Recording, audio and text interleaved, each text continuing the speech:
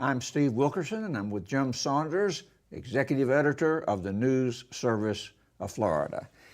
Jim, since 1999, when Jeb Bush was governor, schools have been graded like students on the basis of the students' performance on the FCAT test, and that's been very controversial. It's been changed some, altered the formula, but people have gotten kind of used to it until just recently it became controversial again, and there was a vote through the Florida Board of Education about the changes that have occurred.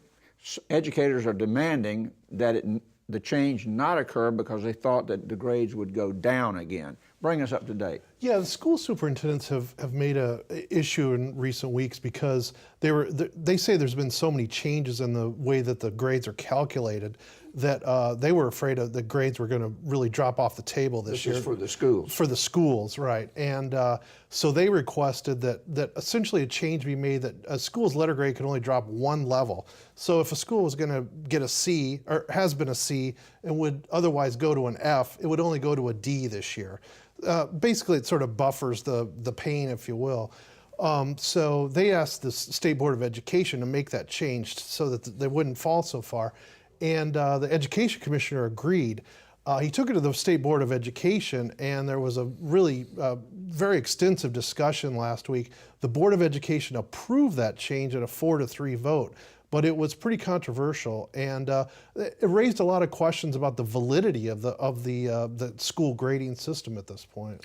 There was kind of an interesting split in the vote, going back perhaps to some of the members on the board being identified with the Jeb Bush years. Yeah, the 4-3 vote. Two of the dissenters, if you will, were Sally Bradshaw and Kathleen Shanahan, both of whom had served as chiefs of staff to Jeb Bush when he was governor, and also Jeb Bush's Education Foundation, which is very influential in Florida still, had spoken out against this change that the State Board of Education was considering.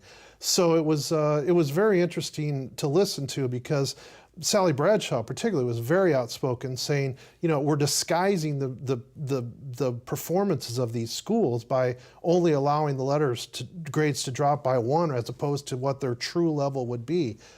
In the end, her position didn't prevail, but it was a very interesting discussion. And school grades are an issue that all schools watch, parents watch, realtors watch. I mean, these school grades are used when people are buying homes even. So.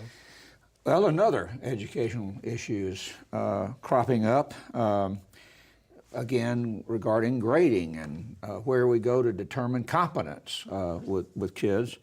And that has to do with so-called Common Core standards, which is an effort to try to define what are the Common Cores that define competency nationally.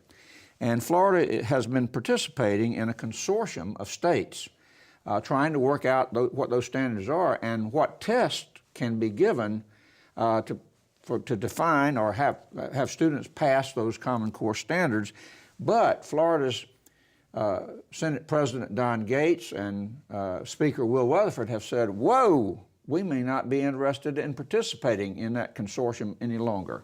Yeah, it kind of came out of the blue last week. All of a sudden, the Senate President and the Speaker sent out a letter that they had sent to the Education Commissioner saying, we need to get out of this consortium and we need to develop, quote unquote, a Florida plan to meet these Common Core standards. They raised all sorts of concerns about it, one of which was that the tests that were being developed on a national basis would take too much time out of the classroom, it'd be too much preparation for tests and take too much learning time out of the classroom. There was questions about cost. There was questions about whether Florida schools would be technologically able to carry out these tests. So there's a question right now as to how Florida will move forward with the tests needed to meet these standards. And there's also a political angle of this whole thing, and that a lot of conservative Tea Party types are very concerned about the Common Core standards, that it's some sort of nationalization, if you will, of education. You know, it must be kind of concerning to teachers and principals when you're thinking about trying to justify your grading of your school from a state standardized test and now thinking about a national standardized test. People got to be kind of concerned and also probably frustrated. Yeah, there is a lot of preparation that's already been taking place in terms of trying to get teachers sort of aligned with this whole Common Core movement, and also trying to train them in being prepared for it.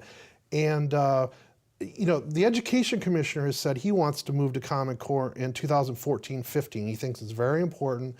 But you know, if the state doesn't stay with this consortium, I'm not really sure whether they'd be able to meet that 2014 and 15 if they have to develop their own tests to be able to carry out the standards.